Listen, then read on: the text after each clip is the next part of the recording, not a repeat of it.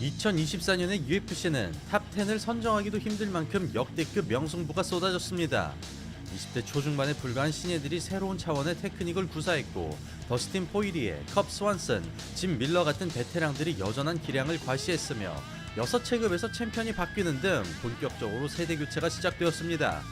그렇게 전세계 1위 격투기 단체의 무게감을 지켰지만 눈찌르기 2연타, 그로기에 몰아놓고 박치기, 맥락과 관계없이 바지 벗기기 등 관중들의 우렁찬 야유를 끌어내는 황당한 시합도 있었는데요. 그 중에서도 2024년을 강타했던 최악의 경기 탑10을 알아보겠습니다. 자, 시청자 여러분 안녕하십니까? 대한민국을 대표하는 격투기 및 무술 전문 분석 채널 차도로입니다.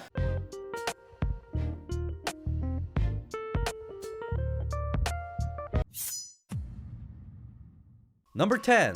아리안 카넬로시 대 피에라 로드리게스. 90% 이상 넘어간 경기를 화끈하게 날려버렸습니다. 9승 1패 5KO의 살벌한 타격가 피에라 로드리게스가 그 주인공입니다. 낮은 중심으로 태클을 대비하던 피에라는 아리안의 막무가내식 러시에 정신을 차리지 못하는데요. 분명 화력에서 우위를 점하고 있었지만 아리안의 이상한 리듬에 말려버리고 스스로를 못 믿는 사람처럼 애매한 공격이 반복됩니다. 시도하는 족족 유효타로 연결되는 상황에서 굳이 인앤아웃을 고집하는 피에라. 반면 근육질에 비해 임팩트가 떨어지는 아리안. 거의 모든 주먹을 팔로만 휘두르고 있습니다. 그렇게 호각세로 진행되던 이때 기습 앞차기가 적중하자 팽팽하던 흐름이 급속도로 기울어지게 되는데요. 파운딩 몇 방이면 끝날 법한 상황에서 뜬금없이 박치기를 시전합니다.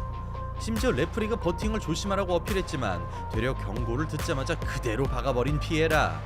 5분가량 회복 시간이 주어졌지만 아리안은 일어나지 못했고 고의성이 있었다는 판단으로 피에라의 반칙 패배가 선언되었습니다. 이에 대해 피에라는 아드레날린에 의한 실수라는 뉘앙스를 풍겼으며 SNS를 통해 아리안을 비판하기도 했는데요. 실제로는 충격을 받지 않았지만 반칙승을 유도하기 위한 헐리우드 액션이었다며 평생 동안 거짓말을 숨기고 살아야 할 것이라고 말했습니다.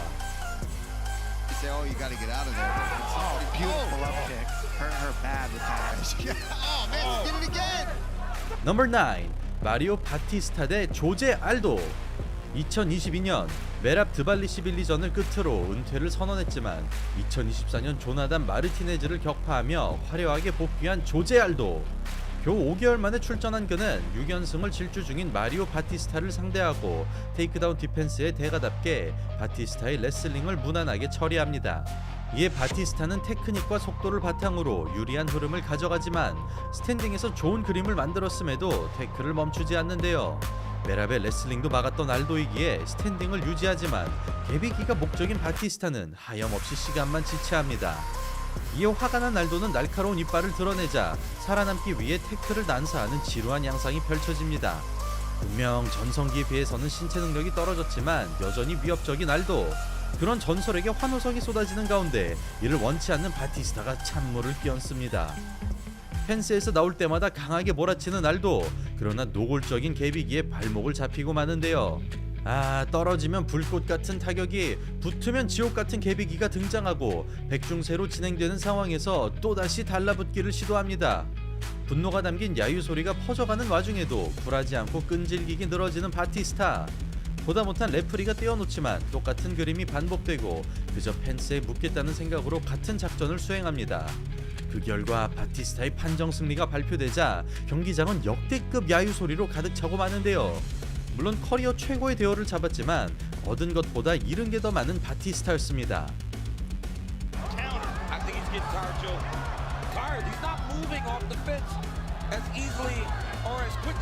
넘버 8. 크리스 와이드먼 대 브루노 실바. 2015년 루크 라콜드전 패배를 기점으로 최악의 부진에 빠져버린 와이드먼이 마찬가지로 험난한 시간을 겪고 있는 브루노 실바를 만났습니다. 두 선수의 최근 전적은 1승 4패. 여기서도 무너진다면 퇴출의 기로에 놓이는 만큼 무슨 수를 써서라도 이겨야만 했습니다. 경기는 시작되고 팽팽한 흐름으로 전개되는 가운데 와이드먼의 손가락이 자꾸만 실바의 눈가에서 머무르는데요. 전진 러시를 할 때마다 손으로 막아내던 와이드먼이 고의성이 다분한 모양새로 눈찌르기를 시전. 이에 실바가 고통을 호소하면서 휴식 시간이 주어집니다. 그리고 두 선수는 서로의 눈을 가격하는 살떨리는 공방으로 돌입합니다. 롱가드를 핑계로 자꾸만 손가락을 활짝 펴는 위험한 그림이 반복됩니다. 그렇게 불안한 기류가 퍼져가던 이때 눈 찌르기 크로스 카운터가 등장하면서 두 번째 휴식 시간이 주어지는데요. 와이드먼은 검지를, 실바는 엄지를 활용하는 금단의 기술을 사용하고 이미 여러 차례 가격당한 실바가 더 큰 충격을 받습니다. 그리고 와이드먼은 서밍으로 시작한 만큼 2연속 아이포크라는 화려한 연속기로 종지부를 찍습니다. 달려드는 순간 왼손으로는 중지를, 오른손으로는 약지를 긁어버리고 연이어 파운딩 후속타를 쏟아내면서 TKO 승리를 가져갑니다. 이후 아이포크라는 판단하에 테크니컬 디시전으로 수정됐지만 엄밀히 따지자면 무효 처리가 맞는 것으로 보였는데요. 그럼에도 와이드먼은 눈을 찌른 것은 사실이나 자신의 승리가 정당하다며 기쁨에 도취된 듯한 태도로 거센 비난을 받았습니다.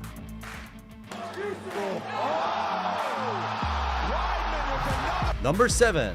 보니칼 대 폴 크레이그. NCAA를 씹어먹은 괴물 레슬러 보니칼이 폴 크레이그를 상대로 7연승에 도전합니다. 때로는 타격가로, 때로는 레슬러로 변신했던 니칼. 그러나 서브미션 마스터인 폴에게는 태클을 치기가 부담스러울 수밖에 없습니다. 이에 보 니칼이 레슬링을 자체적으로 봉인하자 펀치와 발차기가 부딪히는 지루한 양상이 펼쳐지는데요.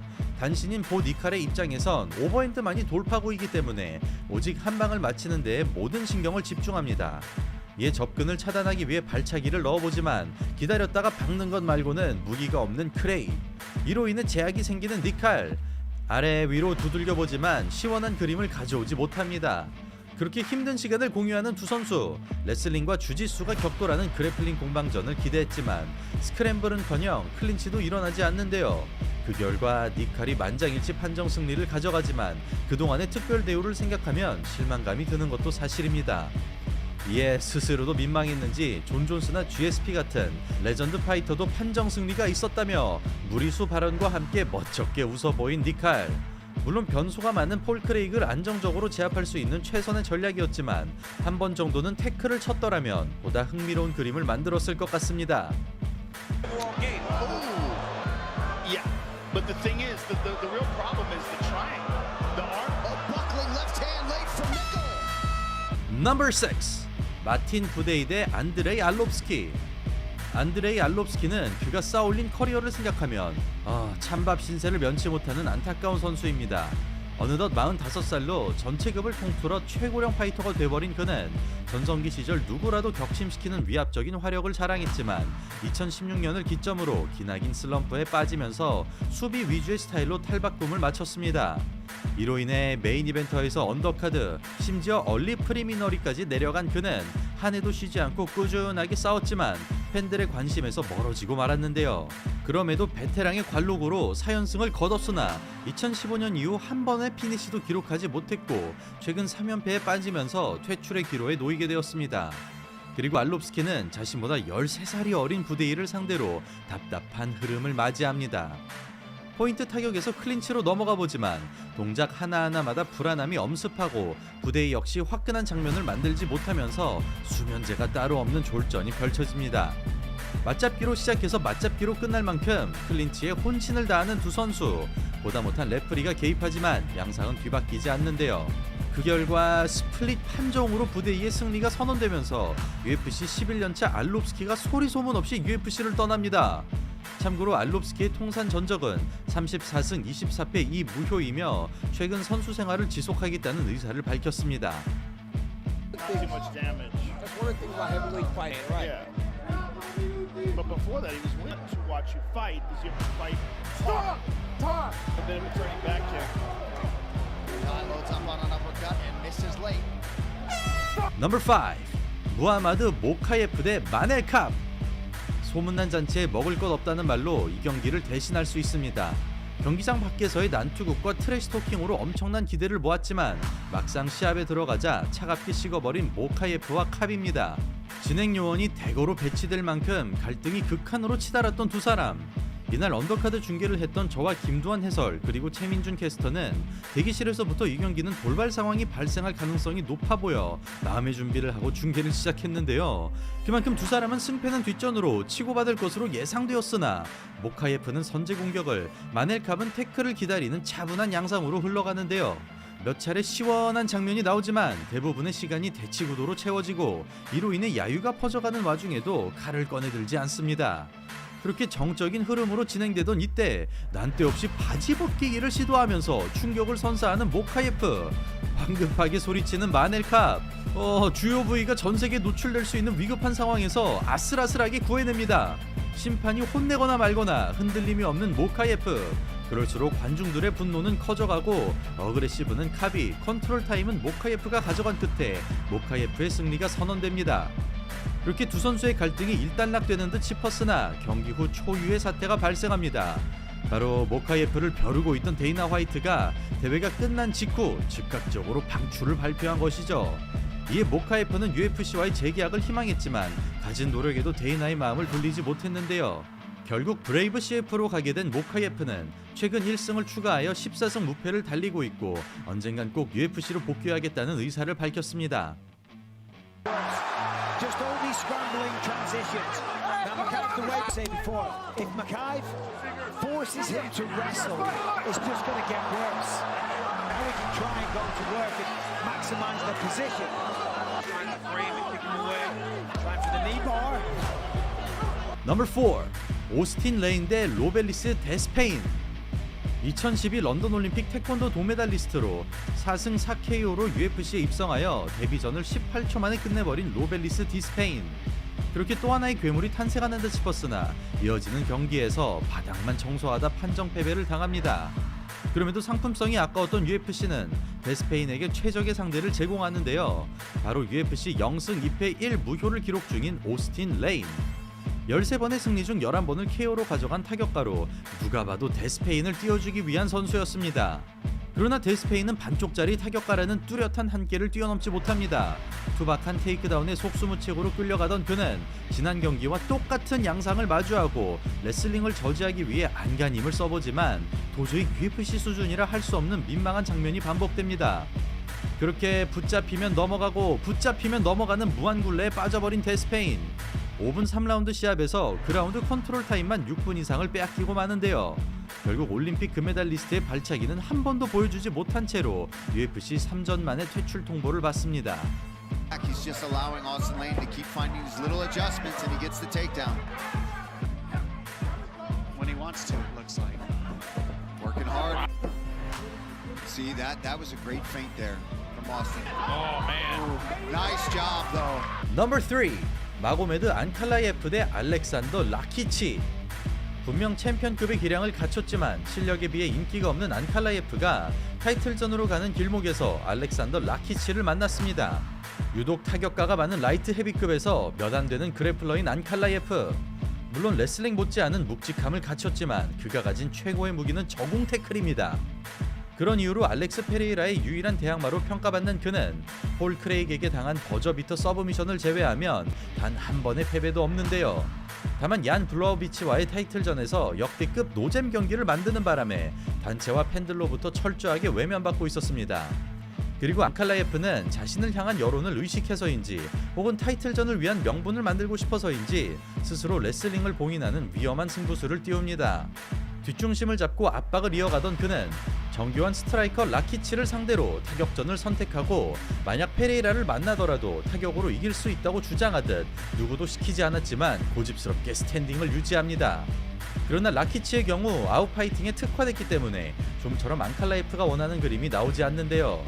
뭔가 화끈한 장면을 만들기 위해 가진 노력을 쏟아보지만 그럴수록 원치 않는 방향으로 흘러가고 지겹도록 수싸움이 반복되면서 관중들이 동요하기 시작합니다.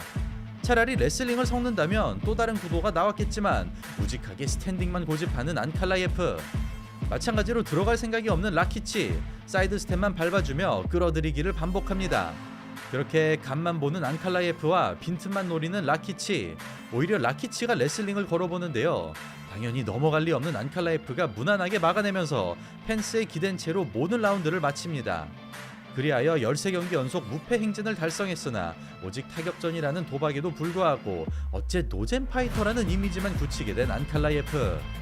과연 그토록 바라던 알렉스 페레이라를 만날 수 있을지 그 귀추가 주목됩니다. 넘버 2. 로만 돌리제 대 앤서니 스미스. 경기가 성사되는 과정부터 심상치 않았습니다. 대회 일주일 전 급오퍼를 받고 나온 로만 돌리제와 대체 선수로 나왔다가 대체 선수와 싸우게 된 앤서니 스미스입니다. 심지어 미들급이 본체급인 돌리제는 이번이 라이트 헤비급 데뷔전이며 스미스 역시 51여 만에 싸우는 것이기 때문에 도저히 정상 컨디션이 아니었는데요. 그런 여파 때문인지 스파링을 하듯 천천히 움직이던 두 선수는 마치 약속이라도 한 듯 카프킥을 발사, 관중들의 수군거리는 목소리가 울려 퍼지는 와중에도 매갈이 없는 모습으로 일관합니다. 시간이 흐를수록 점점 산으로 흘러가는 가운데 아랑곳 않고 파이팅을 다지는 두 선수, 잽으로 속여주고 로킥! 돌리제 역시 똑같이 돌려주고 보는 사람의 혈압이 오르는 장면이 반복됩니다. 레그킥 방어에 최선을 다하는 스미스. 정상적인 시합이었다면 풀스윙을 날리거나 태클을 쳤겠지만 불안한 중심에도 공격이 들어가지 않는데요. 카프킥에 온 신경을 집중하는 스미스나 좀처럼 의중을 알 수 없는 돌리제 모두 최근 경기를 생각하면 의아한 태도를 보여주고 있습니다. 그렇게 찬물을 끼얹고 있었으나 처음으로 전진을 감행하면서 드디어 화끈한 장면을 만드는 돌리제. 이에 정신없이 얻어맞는 스미스. 탈출과 동시에 복수를 시도하지만 36기 주랭랑을 쫓아가지 못합니다. 벌써부터 체력이 빠져버린 스미스. 돌리제 역시 체력이 저하되면서 움직임이 멈춰버리고 답답한 흐름을 요상한 도발로 깨보지만 관중들의 반응은 냉담할 뿐입니다. 그리고 두 선수는 3라운드가 끝날 때까지 비슷한 양상에서 벗어나지 못합니다. 스윙은 크게 가져가지만 충격을 주는 데는 실패하고 테이크다운마저 허무하게 막힙니다. 마치 물속에서 싸우는 것처럼 느릿느릿 허우적거리는 두 선수. 어느새 성난 관중들의 야유소리가 가득 차고 마지막까지 의미 없는 타격만을 교환한 끝에 돌리제의 판정 승리로 마무리됩니다. 그렇게 모두가 패자인 시합을 연출하며 싸늘한 반응을 이끌어낸 두 선수. 아무리 UFC 파이터라도 준비 기간이 충분치 않다면 어떤 결과가 나오는지를 엿볼 수 있었습니다. There's an opening for Anthony Smith right now. Smith's done a lot of damage to that lead leg of Dolidze. To decide it. But now Anthony's actually fighting. 넘버 1! 라켈 페닝턴 대 부에노 실바. 스트로크급은 장웨일리, 플라이급은 발렌티나 셰브첸코라는 걸출한 스타가 존재하지만 두치급 챔피언 아만다 누네즈의 은퇴 이후 여성부 벤텀급과 패더급은 심각한 위기를 맞이하고 있습니다. 그런 참담한 현실을 적나라하게 알 수 있는 것이 바로 라켈 페닝턴과 부에노 실바의 벤텀급 타이틀전인데요. 끈질김이 장기인 페닝턴이 초반부터 그라운드로 끌려가지만 아니나 다를까 끈질기게 버텨내면서 테이크다운과 교착 상태로 이어지는 수면제 시합이 완성됩니다. 그럼에도 타이틀전답게 기백을 보여주고 있으나 어딘지 모르게 몰입을 하기에는 2%가 부족한 두 선수. 타격 KO는 사실상 불가능한 상황에서 비슷한 그림이 반복되고 끝날 듯 보이지만 반드시 판정으로 갈 것 같은 불안한 기류가 생성됩니다. 과거 아만다 누네즈를 상대로도 5라운드까지 끌고 갔던 페닝턴.